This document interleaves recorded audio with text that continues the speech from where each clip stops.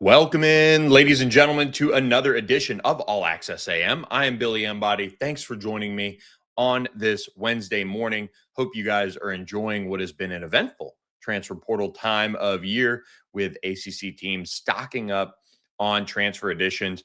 Plenty of players coming off the board, but guess what? Plenty of players still going into the transfer portal. We still have another week of this with portal entries continuing to happen.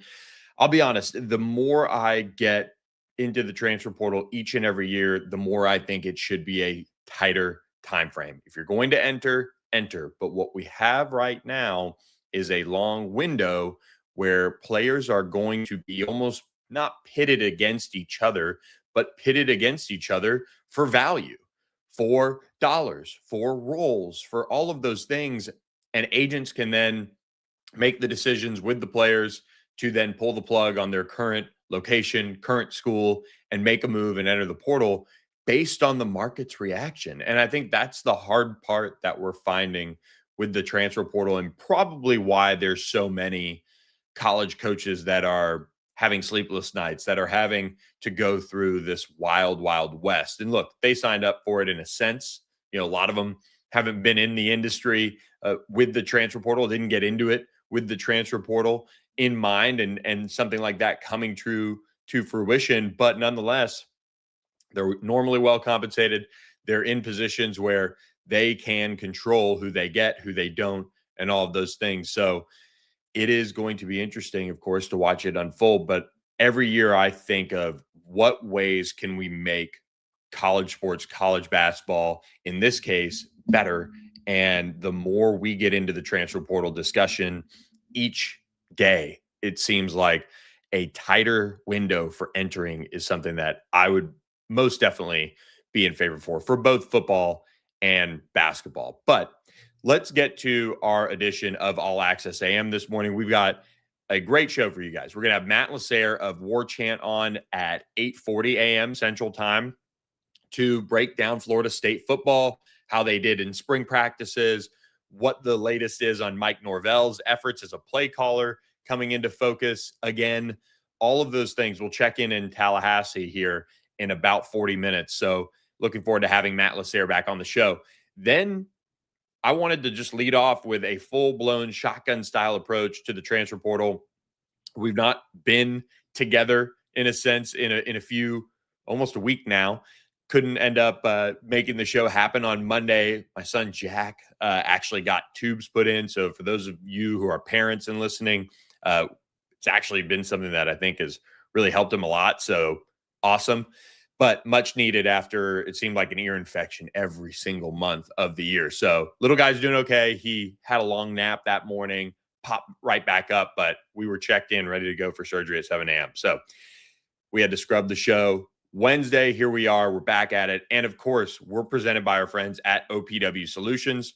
OPWSolutions.com is where you can find more about how they can help you with commercial services. They use integrity, reliability, and care to service your business's needs, whether it's pressure washing, commercial landscaping, snow and ice control, fence and concrete repair. As spring has sprung for most of us around here, we're seeing that fence and concrete repair be much needed for a lot of businesses, as in some cases, the ground thaws or what have you. Well, if you're in North Texas, Oklahoma, Arkansas, make sure you reach out to OPW Solutions and learn more about how they can help you in your business. You can give them a call at 214-444-2305. That's 214-444-2305. Absolutely excited for what OPW Solutions is doing. They continue to grow. Very excited for them and happy to have them partnered up here on All Access AM with us. So shall we dive into the transfer portal? I'm going to try to keep this organized. It is almost impossible to run down all the happenings and inside scoop and things like that. But the great thing is we do have an On Three Rivals network backing us that makes it very easy. You can pop around all the different fan sites, plenty of ways to check in on the transfer portal. And I want to begin at probably the most interesting place that I'm watching right now, and that is North Carolina. North Carolina hires Michael Malone as its new head coach. He's He's gone out and added a couple of key staffers already to the fold, and they're building out their processes. They're building out what they want this new look North Carolina basketball program to be. And I'll be honest, taking a big risk, taking a program that has done things a certain way for so long, and they're putting a complete and utter pause to that. And they're changing things. And changing things, I think, with the idea that it's going to be for the better. I do think that's something that we'll have to see play out, of course, over the course of time. I'm not overly high on Michael Malone as a coach, but when you've coached at the highest level and you have some of the credentials that he has with an NBA championship, that makes it where you can't ignore that either. How does he apply it to the college game on the floor? How does he take a team that, whatever it looks like as far as it being assembled, we'll find out here very shortly, but a team that is very clearly spending money in a big way, looking to up their game in this new era and do it differently, go away from the Dean Smith legacy. That is a interesting approach, as we know, and to let go of somebody like Hubert Davis to go that route and to go this route is one that is forever going to be debated in ACC basketball circles and just among Carolina fans. But let's look at what they're doing in the transfer portal. And somebody in the comments from our show last week made a great point that some of these North Carolina players did enter the portal with the idea that they might end up returning. Luka Bogovic did enter the portal. He did leave. He averaged 9.8 points per game. He's already off the board, headed to Oklahoma State. But Jaden Young is set to return to the Tar Heels in 2026-27.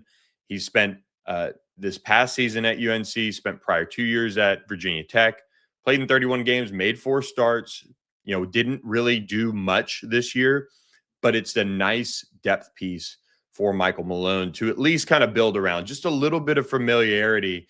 And by build around, you are going to need somebody to help these new faces.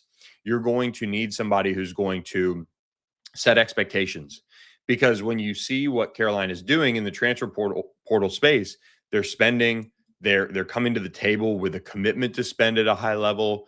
And you can't ignore that when you dive into the targets that they're after and the goals that they have in mind with the transfer portal. And inside Carolina, if you're not on On3, I mean, they are the best. You can read them, read their stuff. They're the gold standard as far as coverage of it goes. And they do have a commitment on board for North Carolina. And Nicholas Avdalas from Virginia Tech, 6'9" wing, comes into the fold, has a 12.1 points per game last year, 4.6 assists in his first college season. He was a former Greek professional player. So you do have somebody who's, a veteran in a sense, played at a high level in the ACC as well. And, I think this is a nice big piece for North Carolina to start off with, but they're not done. They are going after some major fish. A couple of other big names at guard in particular, Terrence Brown, Utah guard. He's got 1 year remaining, 6'3", had 19.9 points per game this season, 3.8 assists. Just an awful Utah team, kind of volume scorer in that sense, but didn't shoot the ball well from three. He is somebody that can get after it a little bit on the defensive end. So they're involved there. He's expected to take a visit, I believe, or did wrap up a visit on Tuesday as we were prepping for the show. Kansas and Kentucky are involved. Terrence Brown is somebody UNC, though, wants to lock up and get on board. Then you have maybe the most intriguing portal recruitment going on right now, and one that ACC fans watching this are familiar with. Juke Harris, the Wake Forest guard, is highly, highly coveted. Everybody thought he was going to end up going to Michigan, and he may very well end up going to Michigan, but he is not done with his recruitment yet, as North Carolina and Tennessee have both emerged as challengers to the Wolverines, hoping to get the number 4 overall player in the transfer portal to come off of that Michigan buzz that we've been hearing about And this is going to be a good old-fashioned NIL off in this case. Price for him already going about $3 million. Who knows? This one could go up into the $4 million range if the schools really want to go with him as a key piece for the future. 21 points, 6.5 rebounds, 1.3 steals, shot 44% from the floor. A really, really talented piece, a former four-star in the class of 2024. He's been playing just some awesome basketball for Wake. Just 6'7", wing, just can do it all. Would fit in at Michigan, would fit in at any program. But North Carolina is trying to change the trajectory of that recruitment right now. And another one to watch here as well, Jalen Harrelson, who was at Tennessee on Tuesday for his official visit. He's got North Carolina and Ohio State and others in there. Who knows? This one might take a turn. But the Tennessee Volunteers are hoping to get that one done. When you see North Carolina in there, though, you have to give them respect at this point. 16 points, 4 rebounds, 2.6 assists per game for Jalen Harrelson. Look, the North Carolina Tar Heels, they want to be playing in that highly touted recruiting space, and they're in it. And they're trying to keep guys warm in case other guys go elsewhere. And that's the battle that we see in the transfer portal so much right now.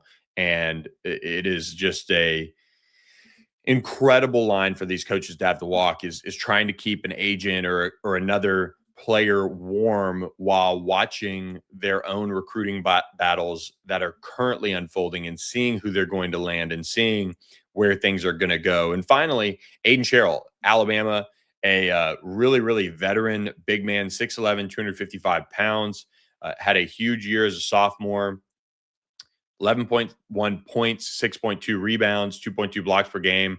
This would be a massive, massive land if they could figure out a way to get him. He's on the board for Carolina as well, and we shall see how they do the rest of the way in the transfer portal. But right now, one commitment.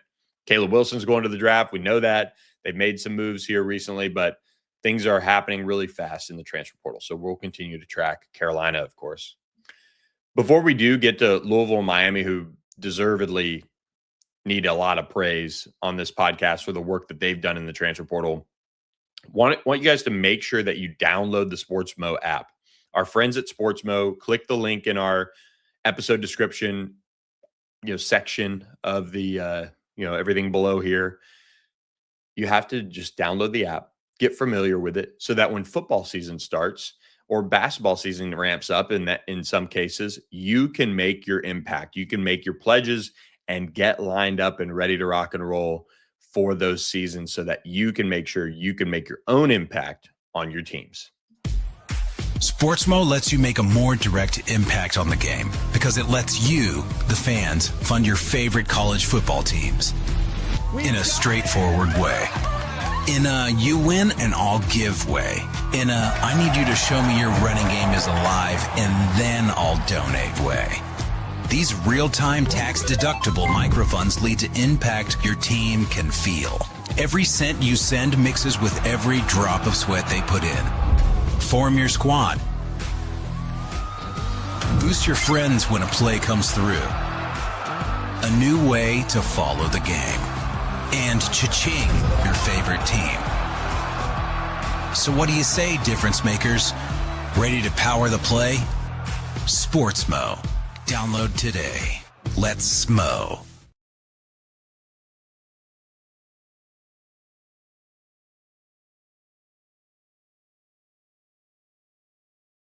That's right. Keep it rolling here on All Access AM, breaking down the transfer portal bonanza that's going on here across college basketball.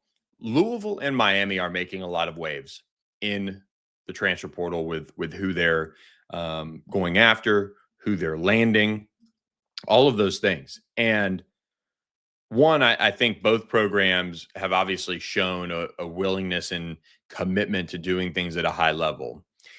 But there's layers to the transfer portal that I think people need to understand too, as you're maybe a fan of another ACC school.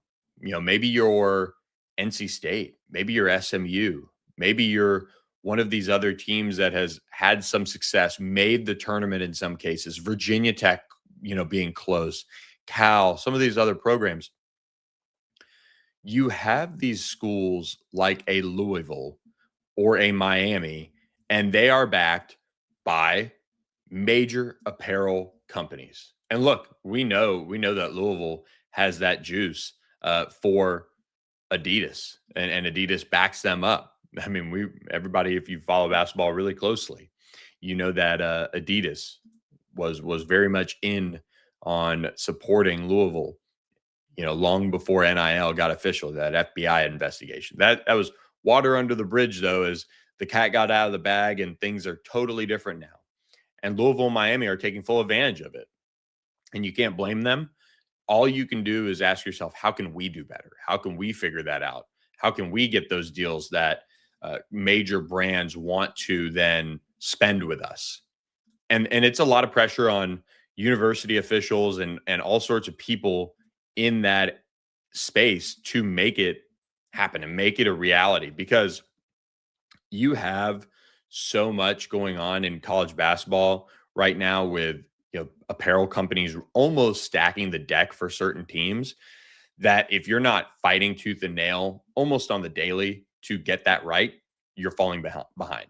And I don't want to use that as a true fear factor type of statement there, but it's the reality where you have these apparel company making major deals and keeping some of the top brands very much in mind when you're trying to go out and acquire transfer portal talent. So Louisville and Miami both have made waves with who they've added to the roster so far. Louisville has done a terrific job stacking up their new, push to be NCAA tournament type of favorites in a sense. They are going to probably be, man, I'm not really good at how the college basketball top 25 might or might not play out. But when you see what Louisville has assembled with Fiore Badunga from Kansas coming into the fold, Jackson Sheeland coming into the fold, you even have, rumors around John Blackwell and what he could do at Louisville if he ends up there, moving over from Wisconsin.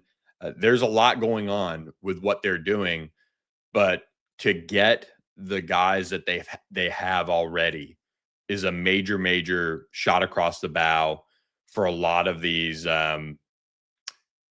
ACC programs. And so you add Jackson Shellstad. Sorry, I misspoke there, but comes over from Oregon, had a career high 15 points per game this year, 2.9 rebounds, 4.9 assists, averaged double figures in all three of his college seasons so far, an all Big Ten nod in the 2024-25 season. Oregon, I think this encapsulates it perfectly as far as the NIL era. Dana Altman was saying some guys are, going to be kind of pushed out, because they're going to cut their NIL deals. Remember, we're going into the capped year, the capped world. And some schools are, believe it or not, having to navigate that. And Nike, for all of its backing of Oregon, certainly backs that football program. And at the same time, you're having to find legitimate ways to do deals with players. You're having to find ways to do all sorts of different NIL opportunities, and you better be lined up. You better be ready to go. And so Oregon lost Jackson Shellstad to the transfer portal. He lands at Louisville. Well, he's paired up with Fiore Badunga, the number one player in the transfer portal, 6'9" center, averaged 13.3 points, 9 rebounds, 2.6 blocks for the Jayhawks. He was the defensive player of the year in the Big 12. I will say this, and again, transfer portal rankings, like sometimes you can take them, sometimes you can leave them. There was just a hair of Kansas fans, having the sour grapes. So it is sour grapes. Are they going to end up being right and saying, okay, whatever Louisville did to get Fiore Badunga into the program, was that over the top? Should they have gone with somebody else? I mean, I think of the Kansas State center Coleman Hawkins and his huge price tag and how much he ended up getting ripped.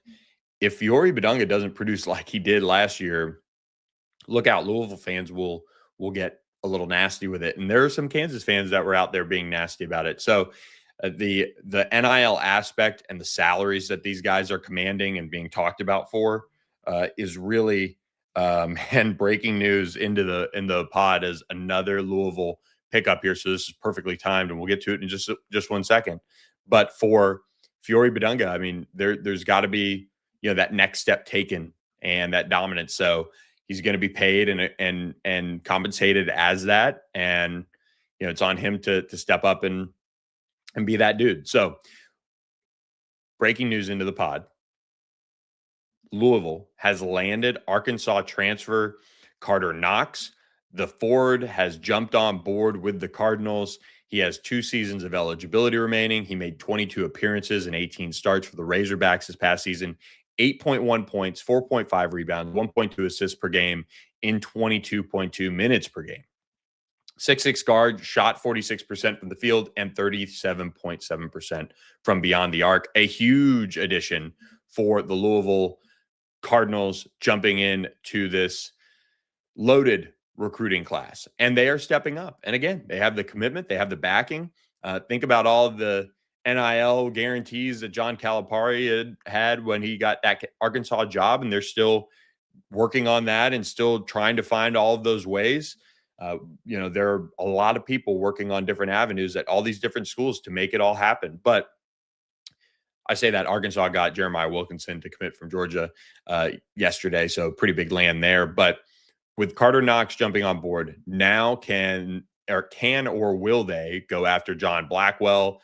Still, this is going to be a really, really fun opportunity for him to step back into the spotlight. Again, kind of a step back last year as far as production and availability. But yes, as Pony from Tampa, my hometown, says, if they get Blackwell, that roster is going to be insane. The roster is already insane, as you know, and they are pushing the right buttons. So they continue to be on a heater. So shout out Louisville. You've got to give credit where credit's due. And that's what they're doing. They're stepping up. Miami is also a team, though, that is on the right track with basketball. Jay Lucas, that program, what they did this year, being one of the top teams in the ACC. Well, they've gone out and acquired 2 major pieces. Miami's landed one of the best big men in the transfer portal. Somto Cyril has jumped in to the Miami Hurricanes roster. And his nickname's Baby Shaq. He's got that ability to make an instant impact for this Miami team. This is where you can get a major upgrade in the front court. And they had a really good, just team overall, but also front court. They had size. They had huge bodies on that Miami roster. Jay Lucas, I remember asking him about what he did as far as building his first team. He wanted them to be massive. He wanted them to be a team that can immediately impact any ACC team with their size and kind of, clog things up.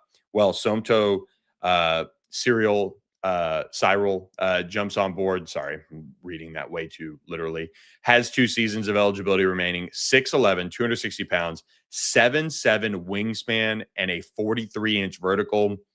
This guy's a freak. I mean, 9.3 points per game. He is just a absolute monster around the rim, a true NBA type of talent. It's going to be, just a problem for teams trying to defend him. And then you have Acadian Lewis, who's jumped in to the mix as well, committing to Miami. Again, another really, highly thought of player. 6'2", former 4-star prospect and a 4-star in the transfer portal now. He has that ability to make a big impact as well. 3 years of eligibility remaining. And I think as he, steps into Coral Gables and, gets into that coaching from Jay Lucas, I think his game's going to take another step up. Big East all-freshman team this past season and was 2nd team all-conference. He set records for Villanova as far as assists and steals, and then averaged 12.2 points, 5.3 assists, 3 rebounds, 1.9 steals across 30 minutes a game. Really impressive duo there for Miami. And again, Miami is seeing the benefits of investing, and you also have to have multiple people to tango with that, right? Like you can't just say, okay, well, we're just going to just give $10 million to the program on top of revenue share. You just can't do that anymore. You have to find legitimate ways to make that happen. And schools are trying to figure that out. But some of these schools where they have really good contracts with a Adidas in particular, in this case, are seeing the benefits of that. And for these coaches and watching that process play out and then having to wait on other decisions to happen, it's just really, really, I don't know how you really make all of this work with a transfer portal window as long as this. I think basketball is just a different world. I think these guys, if they had to enter Monday through Friday, everybody's in for this 1 5-day window. You set your visit and be done. I would even say Monday through Thursday. That means, the compliance office has to enter the information maybe by, Friday. So they show up Friday, they go on visits. You don't need to have this 2-week window of playing everybody off each other. And especially when you have different companies working on behalf of schools, it's just a mess. And so Louisville and Miami, you've got to give, again, credit. And I think what NIL was meant to be, as far as the apparel companies go, I still would maintain that's what it's meant to be. Legitimate NIL for a big brand at a big brand school, right? Like that is value, that is exposure, maybe custom shoes. We saw Darius Acuff take a step in that direction with his NIL deal. And I think, was it Reebok or New Balance or something like that? But, you're seeing that kind of seep into the college space more and more. So how can these schools put that together? LSU, for example, has a complete NIL arm with Nike. Like that is, something that they're building out. Texas just announced one. All of those programs have things that they have in place that are, keeping them rolling in the right direction. So Louisville, Miami, two of the two standouts in the transfer portal, no question about it. And of course, as we're doing this, you see Louisville continue to flex its muscles in the transfer portal. So kudos to them. They now have, that's football. I was like, wow, they're doing well.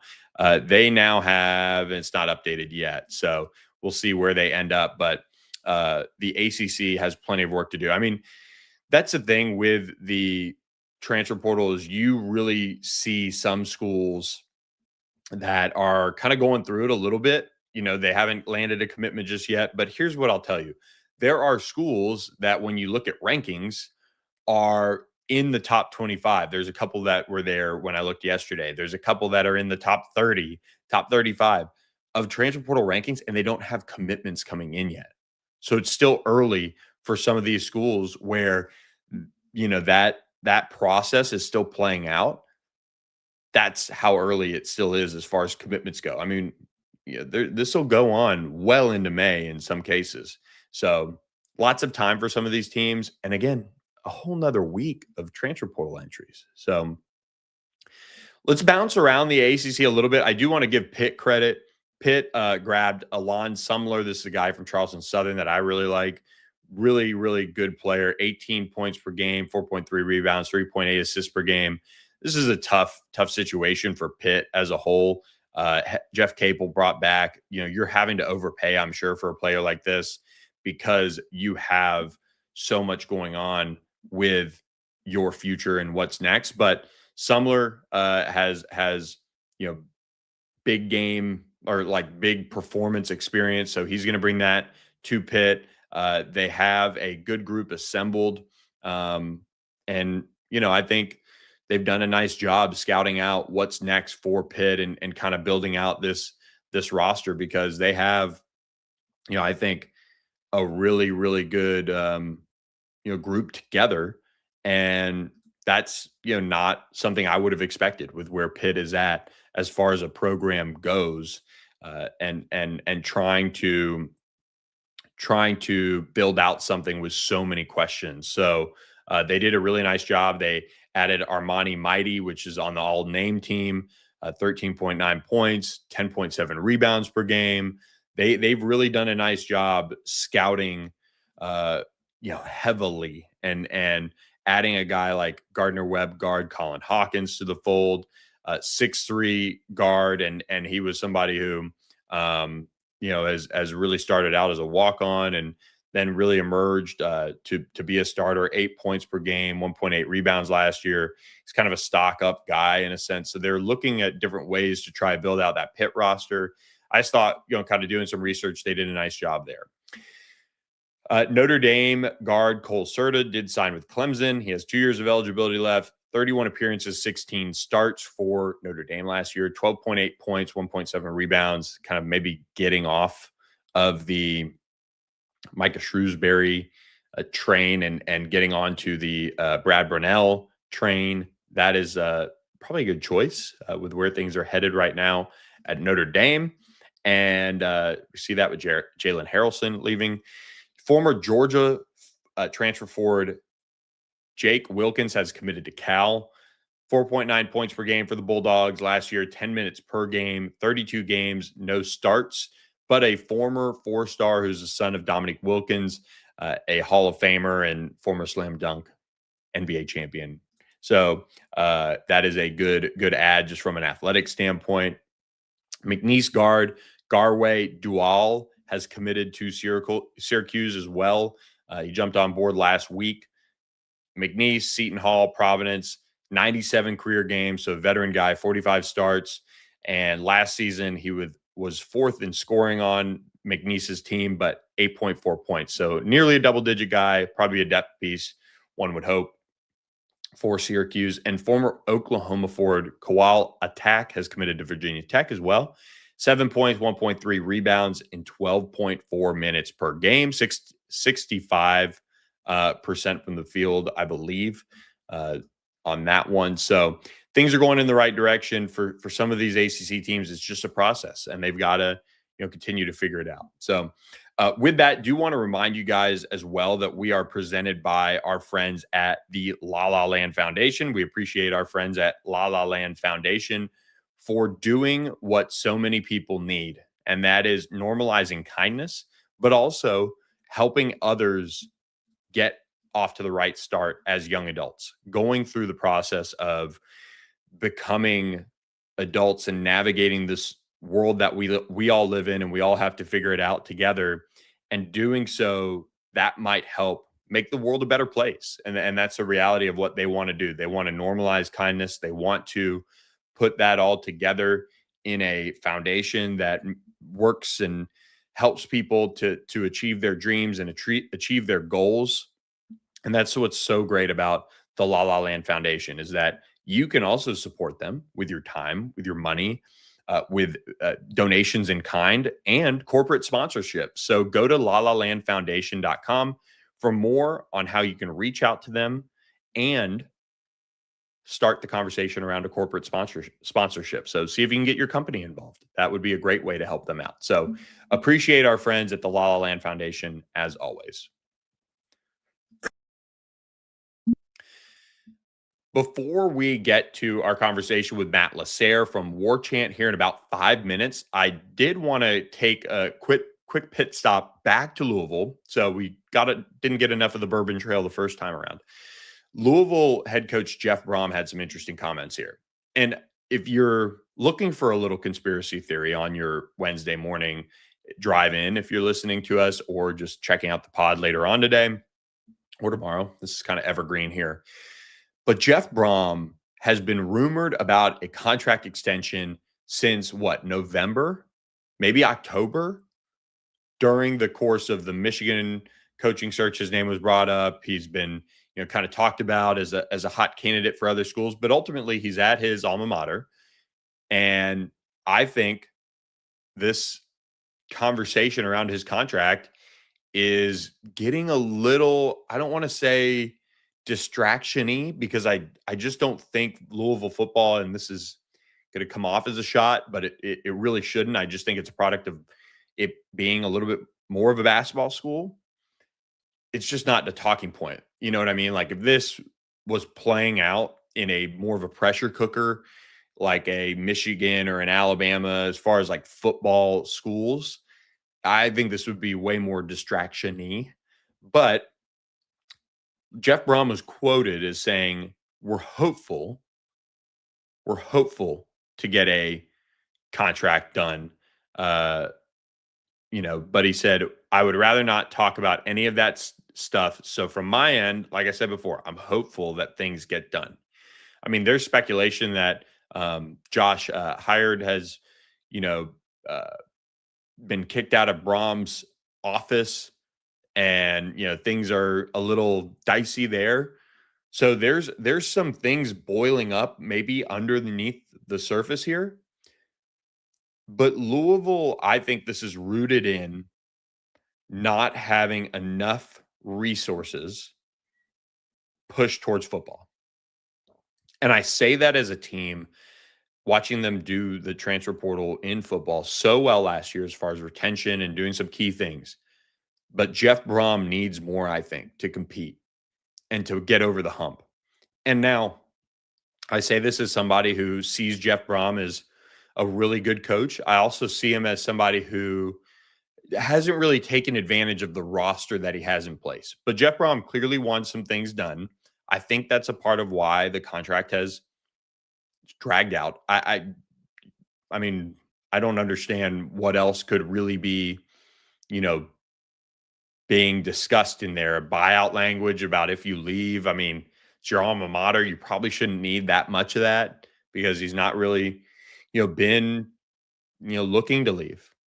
But at the end of the day, coaches want commitments, and commitments on a level to help a program get going in the right direction. And for whatever reason, Jeff Brom still waiting to get a contract done or making some decisions as far as, why that contract has not got done. So Jeff Brom did bring in Lincoln Kienholz, a really good transfer portal addition. I think this is somebody who did not get his opportunity at Ohio State because of Julian Sayin. But I think that is going to be one of the, inflection points of the ACC in 2026 is how well does he do in year one as a starter. I think Jeff Brom sees what happened with Miller Moss last year and wanted to go in a different direction.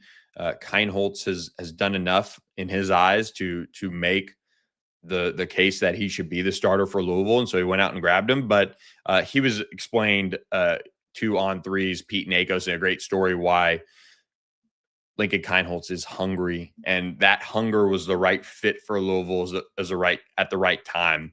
And Miller Moss kind of talked about this. I mean, I don't think it really went well on the field for Miller Moss, and in my opinion, I could kind of see that coming a mile away just from what I saw at USC. But I did like his leadership and his ability to speak up and say what's right, what's wrong. And I'm not in the locker room, so I don't know if he was standing on the right business or just saying the truth or whatever. But when you see that hunger needed at the Louisville program, he fits that a lot. And that's something that I think Miller Moss kind of alluded to, maybe they're needing to be. So if the team takes on a little bit of that identity with Lincoln Kienholz, it could make for a very, very interesting season for Louisville. They face Ole Miss in the season opener and then get to face SMU week 2 as their ACC opener. Really, really interesting start for the Cardinals. And speaking of interesting, Miami, of course, had an interesting season, sneaking into the college football playoff and then making the national championship game. They gave Shannon Dawson and Corey Heatherman, the offensive and defensive coordinators, new multi-year contracts. So big paydays for Shannon Dawson and Corey Heatherman. I've gotten to know Shannon Dawson over the years, and hey, dinner on him next time I see him, right? But speaking of somebody who's waking up and getting ready for breakfast a little bit with us, that is Matt LaSerre of Warchant. We're really excited to have Matt back on as the Seminoles have done what they needed to in spring ball, or so we want to think. Matt, thanks for the time this morning. How are you? Yeah, for sure, man. Good. Yeah, I don't have any. Normally I have some comment in the morning, and today it's just not that kind of morning, I guess is the best way to put it. Well, you're resting up, as Yeah. you're in the state of Florida. Playoff hockey is upon us, so we'll just leave Yeah. it with that. But Yeah. we're also watching the Stars here in Dallas for you. Don't worry. The Florida State gets back at it in spring. They go through all of these changes with Gus Malzahn retiring, Mike Norvell taking over play calling, new faces coming into the fold. From start to spring to end, what were some of your key takeaways? It's key takeaways. The main thing is the defense seems much improved, and I think this is something of Tony White finally getting his true guys in there. I think they had a lot of dudes that may have been from the past or before he came in that didn't really fit him and his scheme really well. Like they might have been a very talented player like Edwin Joseph or something, but they just didn't get along in that kind of sense. So kind of cleared those guys out and got some better guys that fit him more in this system. A lot more twitchiness on the defensive line is what they've said a lot. The LaSerre twins have been nothing but dominant. But the main thing, I think the defense being improved, the secondary probably being a strength of this team is really coming into focus. And the other key takeaway is probably the quarterback position is you still feels like a huge question mark there. But at the end of spring, they clearly were focusing on the run game. So you wonder if that's them trying to take the game out of the quarterback's hands a little bit since it's kind of a question. And I think as we watch this defense, that's one of the questions, of course, is just, how can they make it fit the right way? Because I think Tony White's just had success. He knows what he needs. Yep. And it's not a flip the switch like it can be in basketball. And that's a, process, especially I think defensively, where FSU's had so much talent through the years, but they've kind of lost that identity, that swagger at times. So are they closer to getting that back with some of these new faces? I think so, for sure. I think you're getting a lot more guys who are physical, and that's been an issue throughout the last couple of years, but I think they've really been pushing that in that defensive room.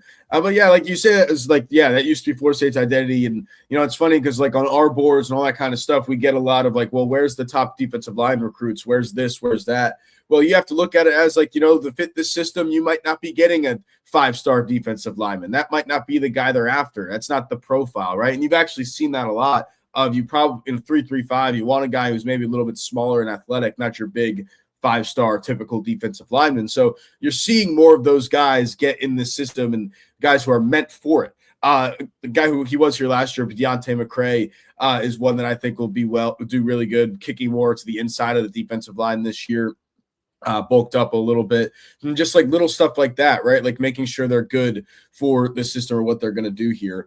I think that was the main thing missing last year with this defense. And also you have to keep in mind a lot of these guys being in the second year of it, not having to learn a lot of new stuff. That'll help a lot as well, just getting guys in the second year of the system, which obviously you don't get a lot of in this time of college football. So it can make a huge difference. Well, and as you looked and unpacked the spring game, which, as you see, the comments from Tony White saying, hey, look, there's lack of edge. I think the identity is built largely over the course of spring versus, what ended up being, I think, was it closed from what I saw on Twitter, maybe the spring game? Yeah. Okay. Yeah, it was closed. It was closed, but it's so I think, he said like lack of edge in the press conference. Now, I think the defensive staff in general has been pretty hard on these kids this offseason, just on what, kind of motivation tactics and stuff like that. So, for example, tour duty, winter workouts, they call it tour duty at Florida State. And if you get a perfect grade of 10 out of 10 for your workout afterwards, you get to wear the turquoise blue jersey the next day, which is like the special edition Native American heritage jersey that they haven't actually worn on the field yet. But that's like the meaning, like you had a really good workout the last day if you get to wear that jersey. Only, I think, like 2 defensive players wore it the entire camp. Like I think it was one of those where they didn't want a lot of them to have to wear them, and they wanted guys to be motivated to try to get them. So I think if you look at that and then you take that to this just spring in general, I think it's not surprising that Tony White says things like, we didn't really have that edge when they've kind of had it all camp. And then the last scrimmage, it wasn't as good. The offense did have a much improved scrimmage than the third one. So it's just, I think it's more of a motivation tactic than anything. On the flip side of that, Ashton Daniels, Kevin Sperry battling it out at the quarterback position. I mean, I think most people expect Ashton Daniels to land the starting job. He was brought in, had some various levels of success. I'm high on him. I think he's got a chance to be better than Tommy Castellanos just as a whole, as far as pushing the offense in the right direction, maybe a little bit more consistency. What have you seen out of that quarterback battle, though? Yeah, I think it was closer than people thought it was going to be, but you still probably give Ashton Daniels the leg up. It's a tie goes to the runner situation that if it's that close, that they'll probably still go to Ashton Daniels. Ashton Daniels, as far as I know, started all 3 scrimmages this spring. So, there wasn't really a change. Now, there were split reps. It's not like Kevin Sperry wasn't running with the 1s and running with the 2s the entire time. He did get some reps with those starters, but in general, I would be very surprised if Ashton Daniels wasn't the starter week 1. Now, today's the last spring press conference. Wednesday, they wrap up today. Not a real spring practice. It's a shells practice today and Monday. So spring is basically over, but not over. But it's not like we're not going into this press conference today in a little bit expecting Mike Norvell to name a starting quarterback. That's not something that would be very surprising if that did come out of his mouth today. But it's one of those things where I think it'll go into fall, but I think Ashton Daniels is likely your starter. It'd be very surprising if not. It just wouldn't make a lot of sense. Do they have an offensive line that's going to be able to protect him? Yeah. All sorts of different options at running back. I think the running back, if and this is just my opinion, watching the guys they brought in, that could be boom or bust. I mean, I don't know that. I don't know what you've seen from that group, but just seems like, hey, why is Trey Wisner leaving Texas? Just all of those types of things. Yeah, so I think the running back room might be one of the strongest rooms on this team in general. Even when you look at guys of depth like Amari Thomas, who's a freshman coming in from a local kid who has made a bunch of plays this spring as well. But it's what's been interesting is the offensive line is one of the biggest questions. It's going to be another year where it's going to be pretty much an entire new 5, it will be an entire new 5 for Florida State because you had a lot of experience there last year. And I think the issue has been that they've been doing a lot of rotation and figuring stuff out. So these guys haven't really worked as a unit yet, is my sense of it. So now with that, we still have been hearing a lot of good stuff about the running backs. Like the most consistent names or some of the most consistent names we've heard throughout camp was Trey Wisner, was Usman Kroma, especially Usman Kroma. And that was with the offensive line not being great because of all these rotation and just not having as much continuity yet because they don't have that true 5 yet. They haven't locked in that 5 yet. And that's a pretty good sign to me for the running backs that if the defensive line was getting a good push and maybe touching the running back behind the line of scrimmage, but we're hearing good things about them and they're still able to get gains out of those plays and good gains out of those plays. I think if the offensive line you're able to get that 5 going into fall camp and they're able to work a lot together, you could see a huge improvement in that run game, which I think is already expected to be pretty good. And you've got to find somebody to catch the ball outside of Deuce Robinson. And they kept him in bubble wrap, it sounds like, along with a number of guys in that spot, or as far as key starters and whatnot. Did they get closer to finding out some of those things as far as who can catch a pass or two? Yeah, so it's tough. Yes and no is what I'll go with. So So the bad part is the guys who you expect to be the 2 and 3 underneath Deuce Robinson, who's Mekhi Danzy. He was running track, so he didn't practice a whole lot or do anything like full go that much this camp. And then Javon Boggs got a little banged up and was out for a lot of the spring, but he's expected to be okay by fall. Now, the guys who emerged in that are freshmen Devin Carter and Jason Lopez. Devin Carter has been another one of the top consistencies we've heard throughout camp of even when some of these guys weren't banged up as much just from the way camp goes. He was one that we heard from real day one and pretty much every day since then that he was making plays and he was what they expected him to be. So Devin Carter is definitely one to watch out there who could even beat out Javon Boggs for maybe that wide receiver 3 spot. And then another one, as I just said, Jason Lopez. Interesting one about him, another true freshman coming in early, but he was playing basketball. When he enrolled early in January, he went straight to basketball and didn't end up at football until after Florida State declined that NIT bid after they lost to Duke in the ACC title game. But his first practice in pads was a scrimmage, and we were already hearing good things about him and him making big plays, and we've heard all that ever since. So it's kind of like a freak athlete situation there. Like I've talked, like that guy has a chance to be a generational FSU athlete in general if he's just good on the field and then the basketball court as well. So those are your 2 that you're looking at as people who could emerge. But hopefully, you see Mekhi Danzy after track season and that speed and Javon Boggs heal up. Who starts at running back? Who's the lead dog? Ooh. I'll go with Trey Wisner right now, just because that's what I think he came into. But I don't think it's going to be a true starter. Like, it'll be now it won't be last year. That was a big point of contention last year. Of Florida State had this weird like 6-man running back rotation and couldn't get anybody like be the guy, which was so off for Gus Malzahn offense. I don't think that'll be the case this year. I think it'll mainly be pretty split between Trey and Usman Kroma. When you see Tim Harris take over as the offensive coordinator, but Mike Norvell is calling plays, have you heard any differences as far as, approach and how much scheme change or terminology, or is this just kind of rerouting a little bit here and just changing the play caller? Yeah, it's interesting because Tim Harris did say he's been calling some of the plays as well. He said he called a lot of the third scrimmage just because they wanted Mike Norvell to be able to get more of a look of the whole team for that scrimmage. But it's interesting. Like maybe he'll call a few plays here and there. But yeah, Mike Norvell expected to be the main play caller. I think so. They brought in Gabe Fertitta as like to help with the staff. He was assistant offensive line coach here a couple years ago. Then he went and was the offensive coordinator at Nicholls State and just came back. And one of his first tasks was to come in and kind of look at both the Gus Malzahn offense and the Mike Norvell offense and kind of combine the two a little bit and like see what worked here, what worked there, what should we scrap. So that's your kind of.